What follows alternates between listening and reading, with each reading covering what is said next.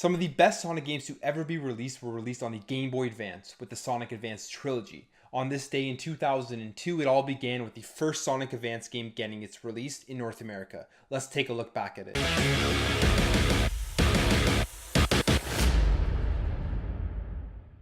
Sonic Advance was developed by Sonic Team and DIMPS. Sonic Team is the team that created Sonic and is an internal division of Sega. DIMPS is a development studio that is located in Osaka, Japan, and DIMPS is known for collaborating in the development of Street Fighter IV and for developing the PS2 Dragon Ball Z Budokai game trilogy. So Sonic Advance came together on the back of the Sega financial struggles. The Sega Dreamcast wasn't selling well, and being a first-party developer was becoming more and more of a daunting task for Sega. So with that being their harsh reality, they put together a development team and collaborated with DIMPS to begin the development of the very first Sonic game that would be played by gamers on Nintendo hardware. Sonic and Mario were always rivals, so this really signaled a huge shift in the gaming industry, and it was also a finality in the battle that had begun in the late 80s and early 90s between Nintendo and Sega. The team that developed Sonic Advance was a very talented group that had worked on games for the Neo Geo Pocket Color. With Sonic Advance, it was decided that the game would return to its traditional side-scrolling form, which was a shift away from the previous Sonic Adventure games that were released on the Sega Dreamcast in 1998 and in 2001. However, with that being said, the development team did incorporate certain things from Sonic Adventure into Sonic Advance, like the ability to grind on rails. It was really a great mixture of the classic 2D side-scrolling Genesis Sonic and the new age Sonic Adventure. Sonic Advance was announced on January 30th, 2001, and it was showed off at that year's E3. It was then featured at the Tokyo Game Show, leading up to its December release in Japan, followed by its release in North America on February 3rd, 2002. Sonic Advance was published by Sega when it was released in Japan, and published by THQ when it came over to North America. Sonic Advance was very well received, earning review scores of 8s and 9s, and sitting at a Metacritic score of 87. The game's graphics and gameplay were highly praised, as it was one of the best looking 2D Sonic games ever released. The additions of grinding and other new mechanics that were implemented into Sonic Advance were also well received, and people really enjoyed that mixture of the new mechanics with the old classic Sonic from the Genesis. The music for Sonic Advance was also amazing. I mean, just listen to how cool this song is.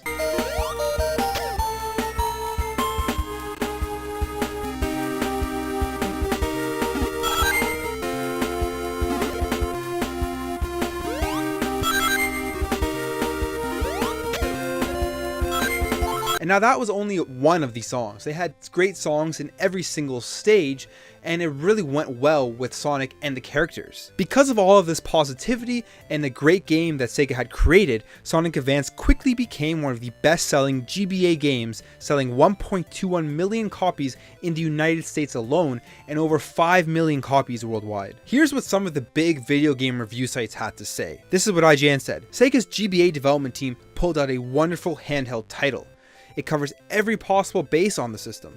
It's graphically excellent, it sounds great, it puts the link cable features to outstanding use, and its GameCube connectivity opens up potential never before available. Now, I'll go over later on in the video just what that GameCube and that link cable connectivity is, so you understand what they're saying with this review. GamePro, a popular video game magazine in the early 2000s, and one that I read religiously, I have so many copies of GamePro still, said this about Sonic Advance.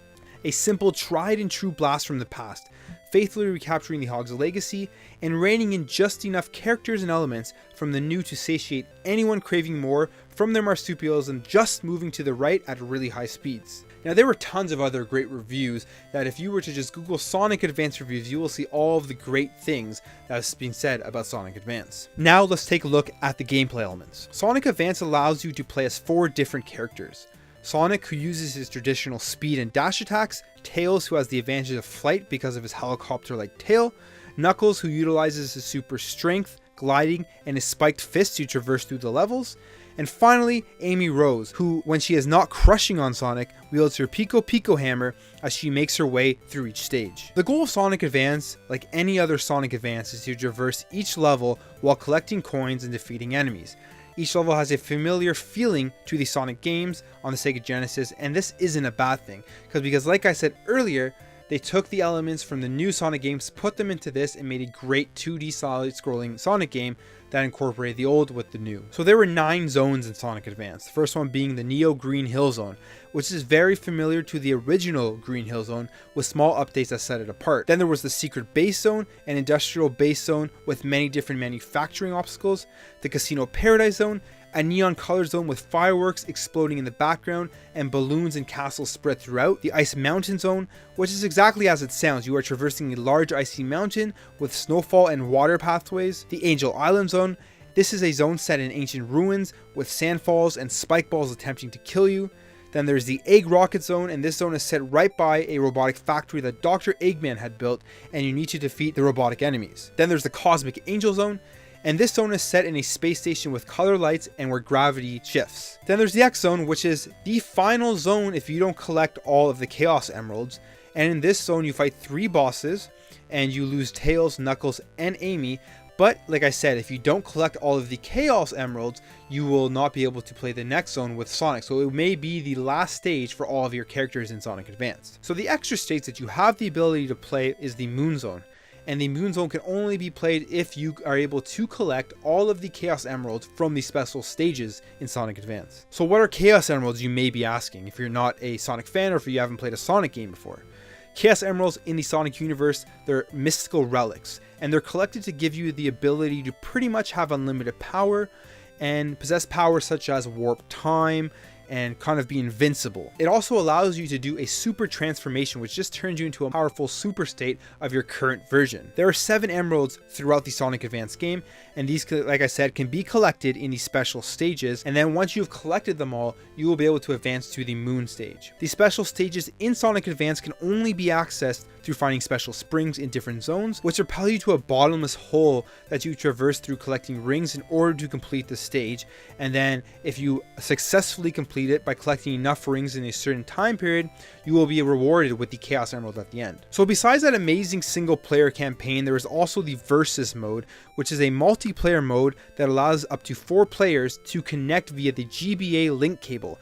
And this is what the reviewers were talking about at IGN and in many other websites as to why they thought Sonic did such a great job with the link cable. So if you choose to get along with your friends, you can use the link cable for team play. And this team play option allows you to select one of 4 characters and get through the levels with aiding your friend by having special abilities depending on which characters you use. So for example, if you play as Sonic, if your friend touches you, you will get a big speed burst. If you play as Tails, you will be able to help your friend by picking up your friend with Tails' flight ability and flying them to different sections of the stage. If one person plays as Knuckles, one person plays as Sonic or any other character, those characters can glide with Knuckles and jump on his back as he glides to get through the stage.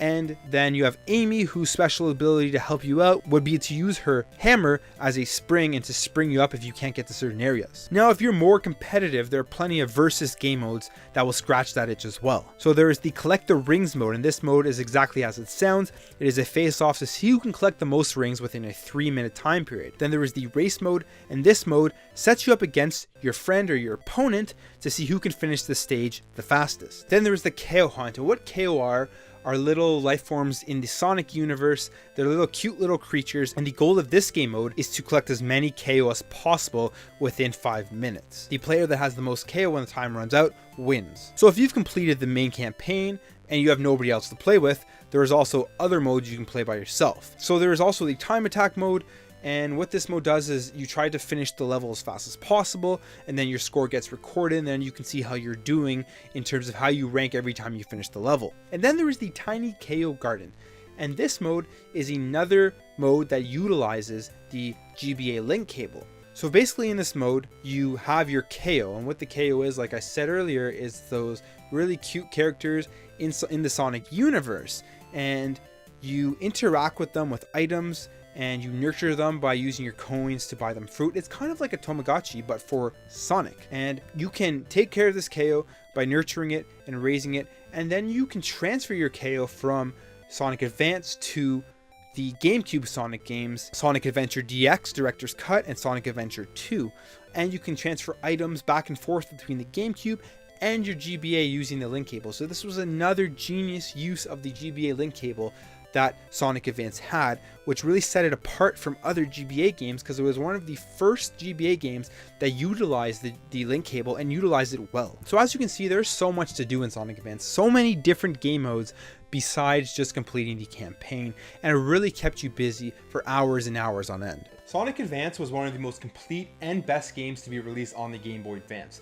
Although it signaled the end of the console wars with Sega bowing out and releasing its first game ever on Nintendo hardware, it also showed that even though their consoles were gone, Sonic was here to stay. Anyways, that's a look back on this day in gaming with Sonic Advance. If you liked this video, make sure to hit that thumbs up button. Let me know in the comments below about what you thought about Sonic Advance, and share around this video with your friends. Thanks for watching, and I'll catch you in the next video.